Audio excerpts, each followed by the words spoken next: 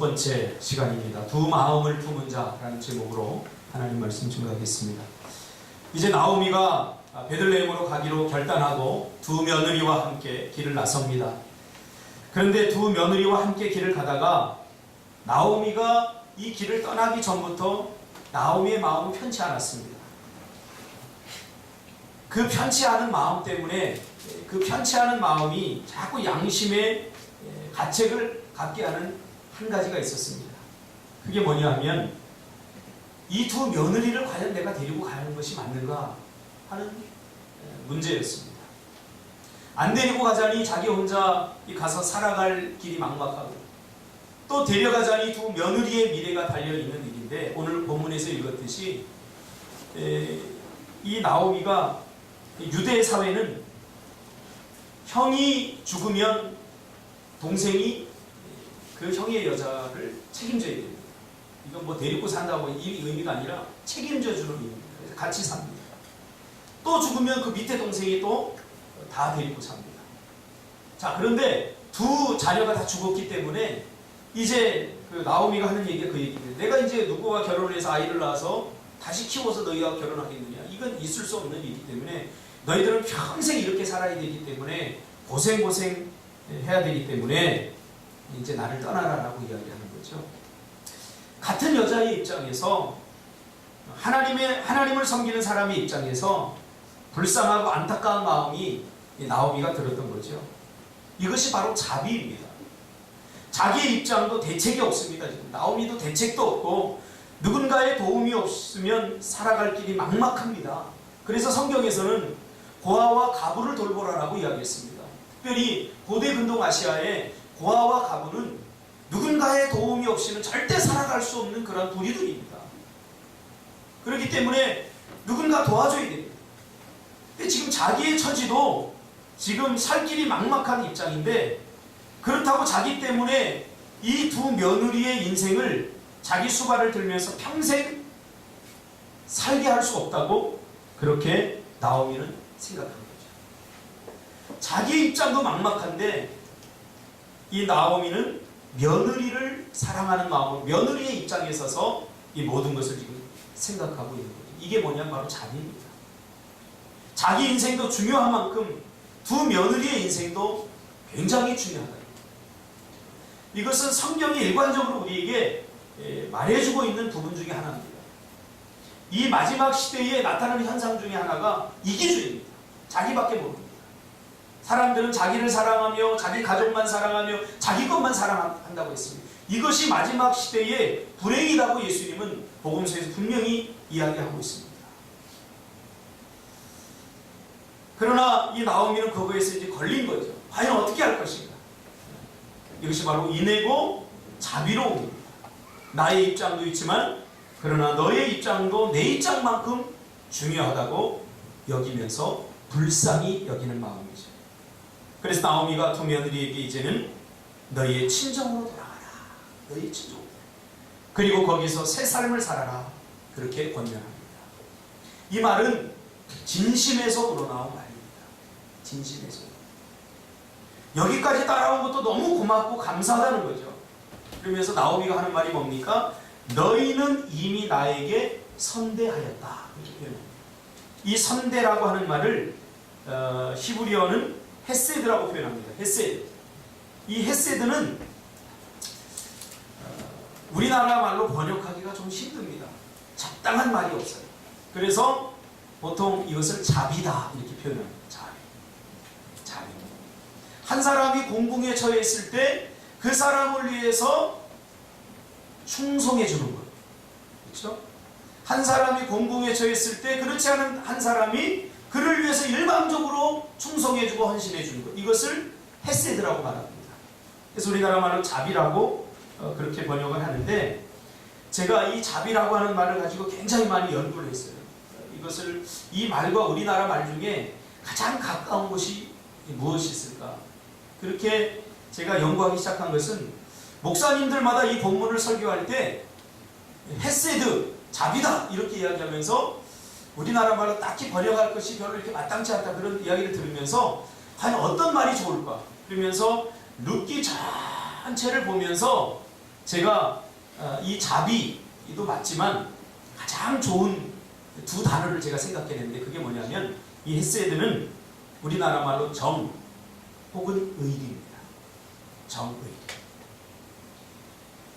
선대했다. 그 말은 의리를 지켜주고 그동안 정들었던 그 고부간의 사랑을 냉정하게 끊어서 상처를 주지 않으므로 하나님께서 너희를 선대하기를 원한다 라고 축복하고 있습니다. 정. 아유 정냄이 없어 그러죠. 정냄이 없어. 아유 정냄이 없어. 많이 들어봤죠? 아유 의리 없어. 여러분 요즘 의리 찾기가 쉽지 않아요. 제가 청소년 사역을 하면서 걔네들 막 혈맹 막 이걸 찍어서 막 이렇게 막 해서 막 혈서도 써요. 우리 형제다. 그런데 경찰서에 잡혀가면 서로 떠밀어요. 쟤 때문에 그랬다 쟤 때문에. 그게 혈맹입니까? 다 자기 유익을 위해서 그렇게 하는 거예요. 정의. 오늘 이 두 자부를 보십시오. 정의지 않습니까? 초급하니. 할렐루야. 정의 있어야 됩니다. 너무 냉정해요. 그리고 의리가 있어야 됩니다. 거룩한 의리. 이 어머니가 간다고 하니까 이 늙은 여인을 혼자 버려두는 것은 죽음에 이르는 것이라고 생각해서 두 자부가 따라났습니다. 그것에 나오미가 감동하죠.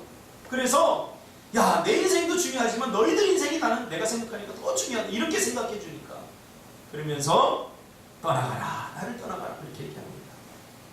이 헤세드는 고난에 처한 한 사람을 그렇지 않은 한 사람이 무조건적으로 충성해 주는 거죠.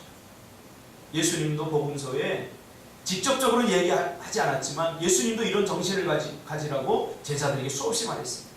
마태복음 25장 40절에 보니까 너희가 여기 형제 중에 지극히 작은 자 하나에게 한 것이 곧 내게 한 것이라.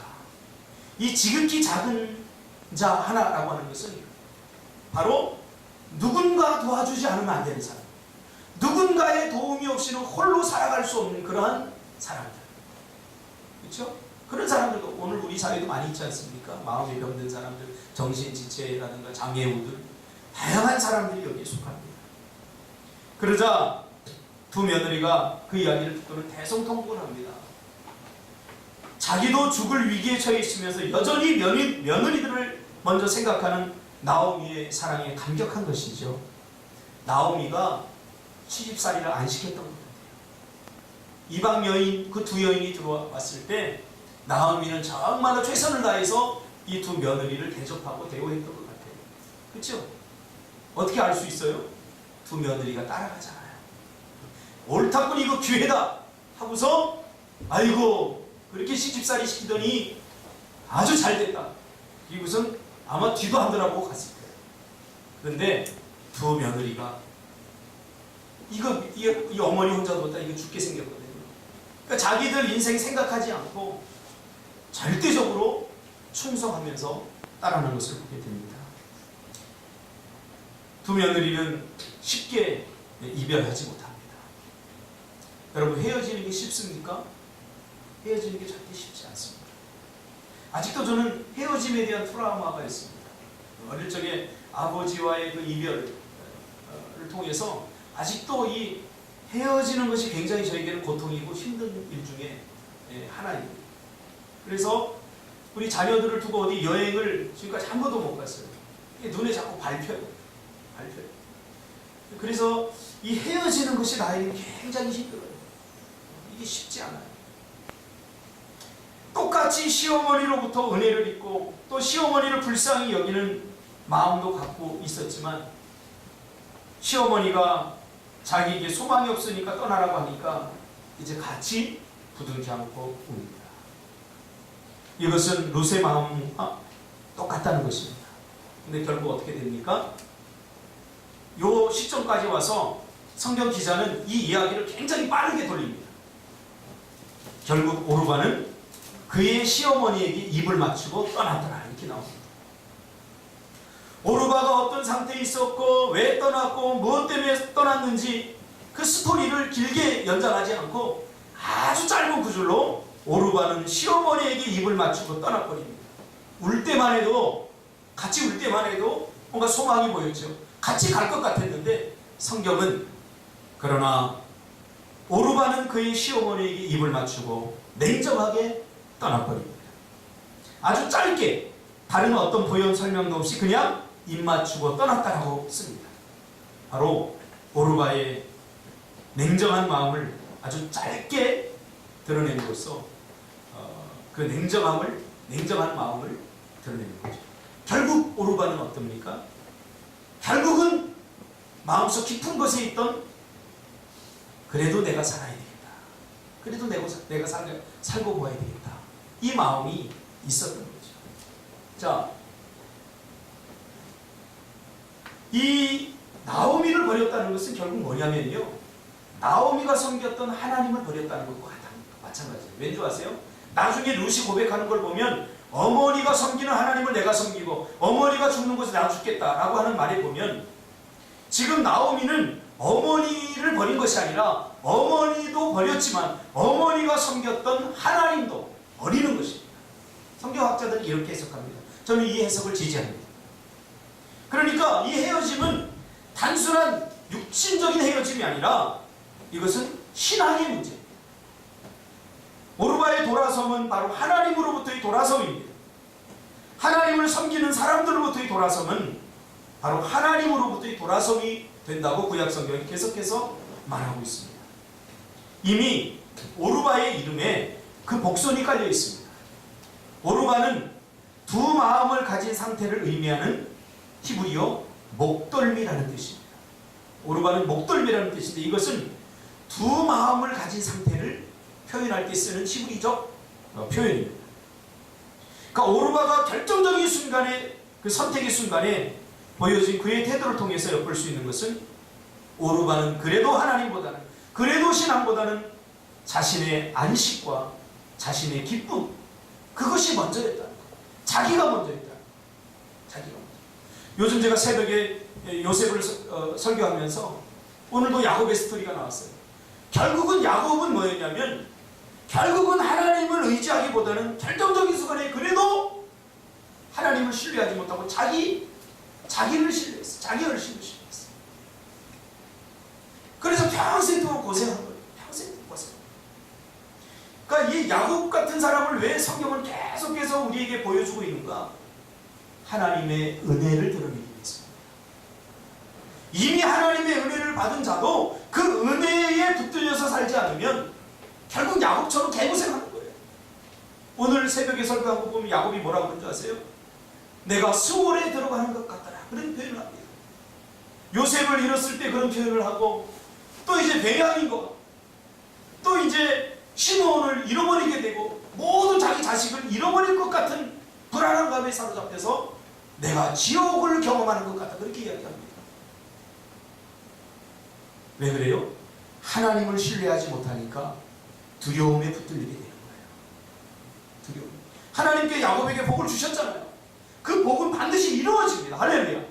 하나님께서 여러분에게 주신 축복은 다 이루어져요. 근데 그 하나님의 약속을 붙들지 못하니까 환경에 붙들리고 문제에 붙들리고 두려움 속에서 이런 갈등이 일어나는 거예요. 두려움이라고 하는 것은 미래에 일어날 일들에 대해서 내가 대처할 능력이 없을 때 생기는 두려움입니다.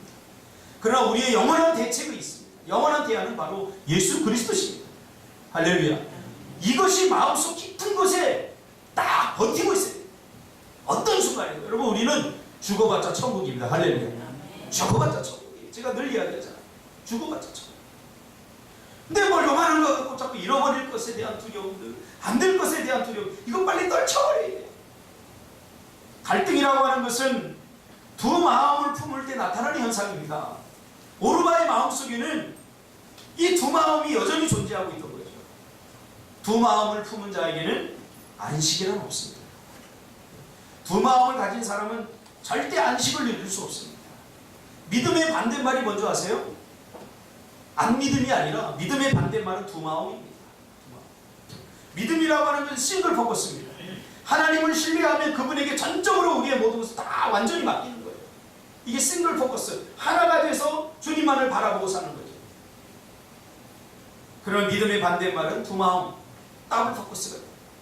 여기도 바라보고 여기도 바라보고 하나님도 바라보고 세상도 바라보고 하나님도 바라보고 내가 의지하는 것도 바라보고 이럴 때 문제가 생기는 거죠. 그래서 야고보서 4장 8절에 보면 야고보 기자는 이렇게 고백합니다. 두 마음을 품은 자들아 마음을 성결하게 하라 라고 말합니다. 그러니까 두 마음을 품은 것은 성결하지 못한 마음이라는 거죠. 두 마음은 하나님에게서 우리의 마음을 자꾸 빼앗아갑니다. 요한일서 2장 15절 16절에는 두 마음을 품은 자를 이렇게 표현합니다. 이 세상이나 이 세상의 것들을 사랑하는 자다. 이 세상이나 이 세상의 것들을 사랑하는 자다. 야고보서 기자는 그렇게 요한일서 2장 15절 16절에 그렇게 고백합니다. 제가 읽어드릴게요. 이 세상이나 이 세상의 것들을 사랑하지 말라. 누구든지 세상을 사랑하면 아버지의 사랑이 그 안에 있지 아니하니 이는 세상에 있는 모든 것이 육신의 정욕과 안목의 정욕과 이생의 자랑이니 다 아버지께서 온 것이 아니요 세상으로부터 온 것이라. 두 마음은 결국 깨끗하지 못한 마음, 순수하지 못한 마음, 하나님께서 인정하지 않는 마음입니다. 구약의 전체적인 구약을 관통하는 전체적인 그 스토리를 요약해 놓은 성경 구절이 있는데요. 여호수아서 24장 15절입니다. 만일 여호와를 섬기는 것이 너에게 좋지 않게 보이거든 너희 조상들이 강 저쪽에서 섬기던 신들이든지 또는 너희가 거주하는 땅에 있는 아모리 족속의 신들이든지 너희가 섬길 자를 오늘날 택하라. 오직 나와 내 집은 여호와를 섬기겠노라. 여호수아의 고백입니다. 이스라엘 백성들은 지금까지 단 한 번도 하나님을 버린 적이 없어요. 하나님도 섬기고 돈도 섬기고 하나님도 섬기고 이방신도 섬기고 자기에게 유익하다면 자기에게 좋다면 무조건 그것을 따랐던 거예요. 하나님은 이것이 마음이 아픈 거죠. 열왕기상 18장 21절에도 엘리야도 이와 같은 마음을 아주 강력하게 이야기합니다. 바알과 아세라셋 신을 섬기는 제사장들 850명과 대결하면서 홀로 외로이 갈멜산에 서서 외칩니다. 엘리야가 모든 백성에게 가까이 나아가 이르되 너희가 어느 때까지 둘 사이에서 머뭇머뭇하려느냐. 여호와가 만일 하나님이면 그를 따르고 바알이 만일 하나님이면 그를 따를지니라 하니 백성이 한마디도 대답하지 아니한지라. 이미 두 마음이 있는 거죠. 아무리 능력 있는 남자도 두 마음을 품으면 결혼 못합니다. 희수도 좋고 수연이도 좋고 어떻게 결혼 못하는 거예요. 나는 희수 어떨 때는 희수가 좋아. 근데 또 피아노 치는 모습 보니까 수연이가 좋아. 어떨 때 또 수연이가 좋아. 어떨 때는 희수가 좋아. 준수가 그러면 결혼 못하는 거야. 그지? 결혼 못하는 거야. 절대 결혼 못하는 거야. 계속 갈등만 하고. 신앙도 마찬가지입니다. 하나님이 여호와가 하나님이면 그를 섬기고 그만을 바라보고 싱글 포커스가 되는 그 하나님만을 바라봐야 돼요. 기도하겠습니다.